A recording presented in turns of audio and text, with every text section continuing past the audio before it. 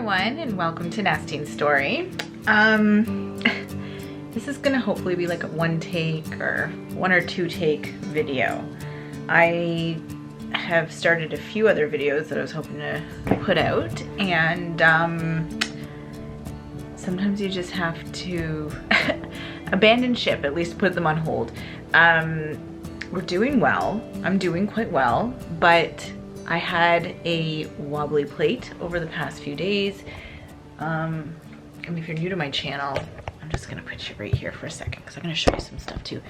If you're new to my channel, I have 4 kids, and I got this from my mom, who's a mom of 4, where when you have 4 kids, it's kind of like spinning plates. And every once in a while, one of your plates becomes wobbly and you have to steady that one, you move to the next. So that's kind of how life functions all the time with 4 kids, I find. And so we were doing well. The twins have been doing really well. They have each other. But one of my big kids, over the last few days, I would say, everything with COVID-19 and the virus just really hit them. And they were paying attention to the news. And they're just like older, so they get it. Like they get it. And so you're trying, I kind of had to like really put in, like abandon ship and just make sure that I steadied that plate over the last few days. And the way I did that was just one-on-one time and lots of talking and comforting. And it's kind of hard. Like I was thinking about it when I held this kid's hand and looked in their eyes and said, look at me, I'm not scared. Like I'm not, and I'm not scared.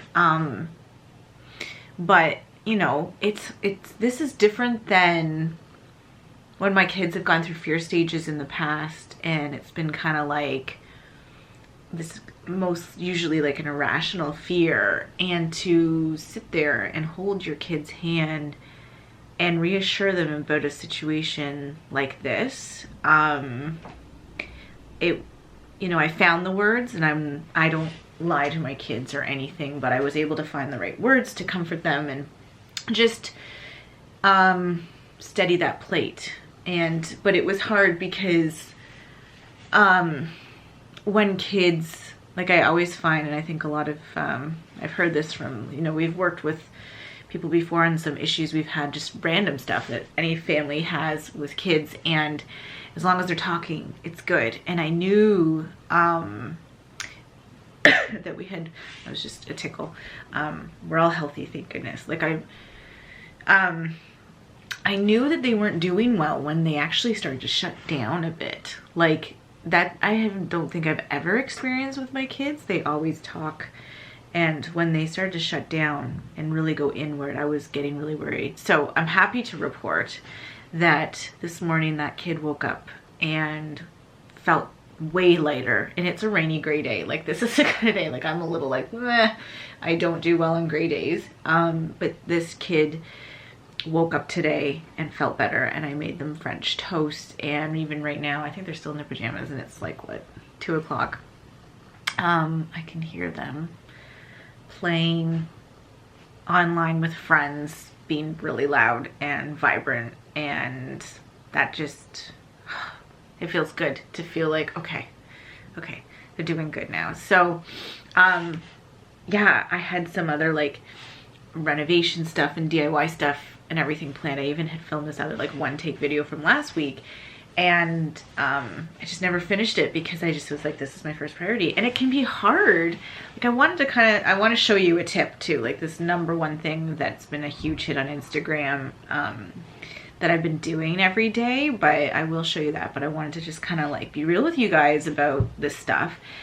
It can be hard too when, as adults, we're going through this too, on so many levels, on keeping our families healthy, on the isolation, on the economic impact. And then when your kid is struggling and you're supposed to be putting like your oxygen mask on first, but then you really like, I had to like pour my energy into them. It's funny because I can feel the ripple effect today of like how much of what I was kind of using for myself I had to pour into someone else on the weekend. And and I'm just being gentle and kind with myself. And something I've really learned, talking to everybody, and I've witnessed it, especially with my older kids, and I'll talk about my twins in a second, is that we go along and we're good. Like for me, I'm a morning person, so I'm good in the morning. I'm productive and everything. And then it just hits you. Like it just hits you. Whether it's something you've seen on the news or it could be nothing at all, and then you just dip. The anxiety comes or whichever. So I've really, first of all, I've heard basically every single person I've kind of said, do you feel like this is how you're going through your day? Yeah, like everyone's like, yes, I relate to that. That's what I've been doing. That's what happens too, is it's just this roller coaster every day, and we laugh at the memes and we find productive or something, and then suddenly it's just like crash and survival mode. So I've learned this so much, and I've actually seen a pattern with me because I am a morning person, that the morning until about, actually now is the time that I'm like dipping, about 2 o'clock is time to get stuff done, deadlines. Like this morning I went on this huge like cooking, baking kind of kick, which isn't even like me, but it felt good. And I kind of, that's another thing, is like if something feels good, I go with it. So I made French toast, and then I made protein balls, and then I pickled onions and it felt really good to just be in the kitchen. Listening to music. I've been really into some Yo-Yo Ma lately. That's been my thing. For a couple weeks it was 90s music. Now it's like classical, and it just felt good. And it's Easter Monday, so it's kind of that in-between day where we're not really doing schoolwork. We're kind of just getting ourselves organized. I have 2 out of 4 kids who are dressed, but I think everyone is learning at this point that it's about surviving. We had some really good school days last week, and I've also learned that, like for tomorrow, for example, like go to bed really early, wake up at 5, work a bit, have breakfast for everybody, get dressed, and then schoolwork right away. It's like an hour a day that our school kind of suggests to do schoolwork, and it was then that, and then I work out, and then we kind of jump back in a bit more schoolwork, and then it's lunch, and then it's free time, like, and then it's like survival mode after lunch. And that is on the school days, like weekdays. I'm really trying to define weekends and weekdays. That is working for me and for my kids really well. So that's tomorrow what I'm going to jump into. I'm going to go to bed really early tonight and just make sure I can like protect that. It's hard to, I have a few conference calls tomorrow, so I'm going to try to kind of do that as much as I can. And then I'm working when I can, like it's all over the map. My twins, I've spoken to a bunch of twin parents, and we all agree that I've never been so thankful to have twins. Those two have been glued together, for the most part thriving. Now they're both 5, so they're kind of at this beautiful age where they're independent, so I don't think they can get their own snacks and they can do a lot and everything. But they're not as old as Holden and Bo, who are 9 and going to be 11 soon, who really get what's going on. They're kind of just loving not being in school, but they have this kid right there who's the exact same age, and they get along so well, and they're just going along in life and thriving. Like my twins are thriving, and it's just so nice. That's been huge. So what was I gonna say? This is what happens when there's like one take. You get to see like how I get these thoughts across. I feel like I'm kind of jumping all over the place, but this is kind of why I wanted to share today. So they're thriving. Oh, and here's the other interesting thing. So I've had my twins in separate classes. It was like I was adamant that my twins had to be in separate classes because I didn't want one to make the other one feel left out. And that's been great up until this point. Well, first of all, I'm getting 2 separate lesson plans from the teachers for my kindergartners. It doesn't really matter. Like, it's good for them to do the schoolwork, but it will only improve their grade. But the teachers are checking in and everything. So I emailed the teachers, I'm like, you're gonna get crossover. So one, like I'm not doing double for 2 kids the same age, but I've made the decision because I've watched them become extremely close and inseparable during this, that come next year, if there is a next year, I'm gonna put them in the same class for grade 1. And I never thought I would do that, but for 2 reasons. One is they are becoming very dependent on the other one, and this is a very high stress, unique situation we're going through. So I want to give them, when they do go back to school, which will be a shock to my kids, but I think especially to them, that like comfort and that support. So I'm going to make sure they're together and they have each other. And the second thing is, if by any chance we have to move in and out of isolation and quarantine next year, I want to just have the same lesson plan, and it's just easier for me. It's so weird. I never thought like we'd be in this situation. I feel I definitely feel like the last few days it's sunk in for me. Like we're on day 31 of our own quarantine from when we started. We started like Saturday in March, whenever it kind of all went down. But yeah, it's been sinking in. I just watched this video the New York Times just put out in hospitals in New York, and I'm just so like, oh, we have family members who are frontline workers, some that are in the field. Oh my gosh, I could cry.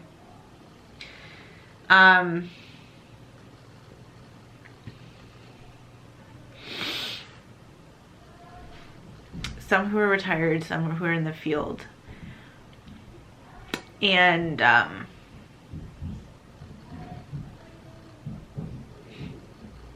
like they're heroes. Kids coming. I'm just filming a video. 1 second. No, I'm in the middle of filming. No, I want to get a snack. Go for it. Get a snack. I'm not gonna cut that out. I'm gonna leave that in because that's real. Yeah. No. There was someone who I love very much and very close to me is retired from frontline work, a very important job, and there was kind of this debate going on if they would be volunteering or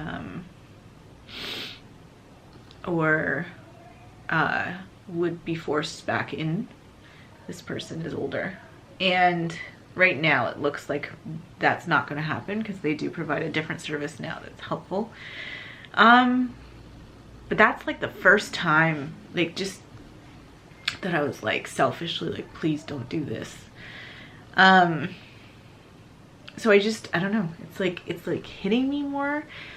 I feel like I'm actually filming this in like one of my rare kind of lower moments, and maybe that's not a bad thing because I think I'm often just showing up online when I'm like upbeat and in one of those like more positive headspaces.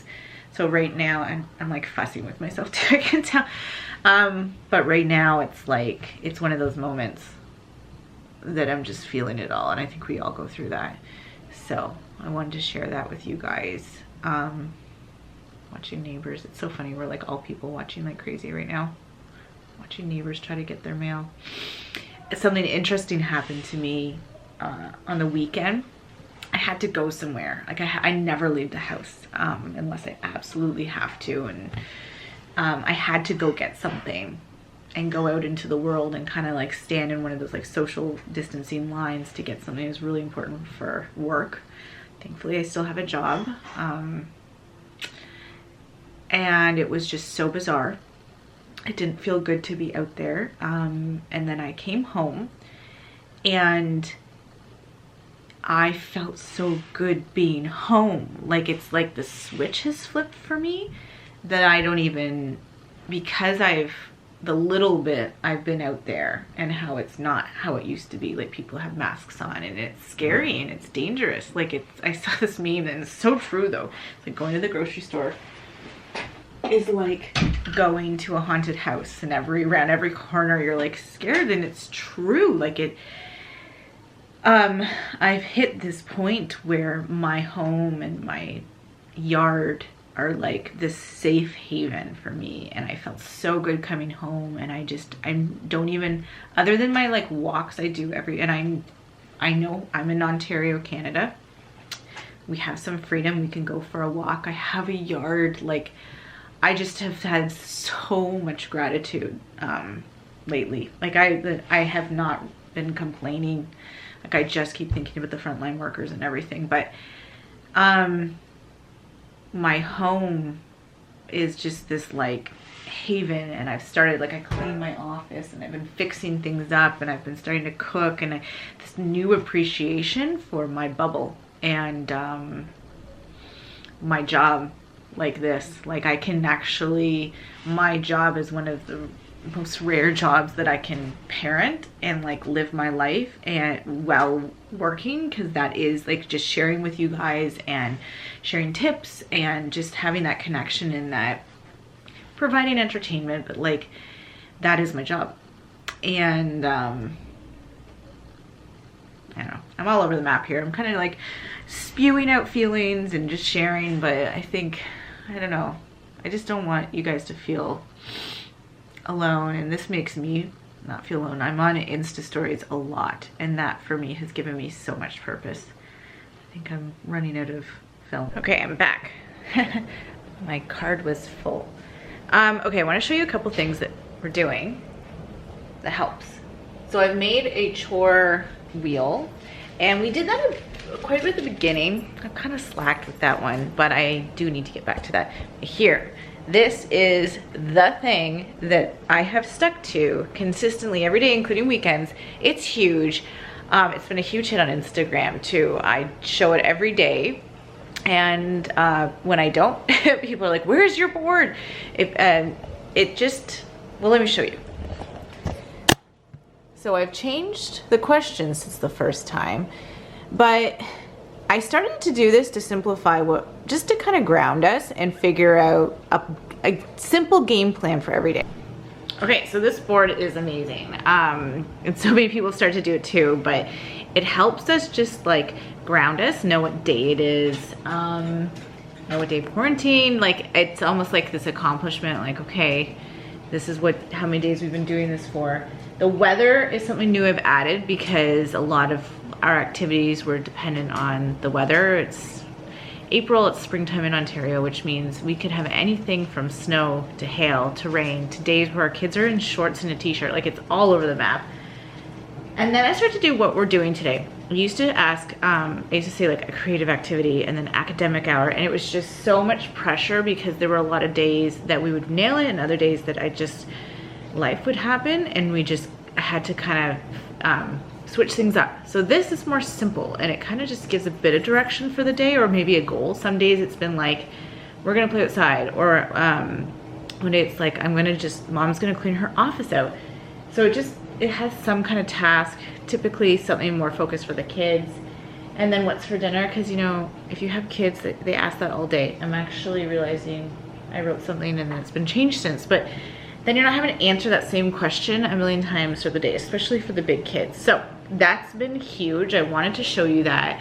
I think if there's one thing you start doing, even actually people who don't have kids have got this idea from me and have started to do a whiteboard for themselves, just to kind of make sense of days and kind of what day it is and what the plan is and things like that.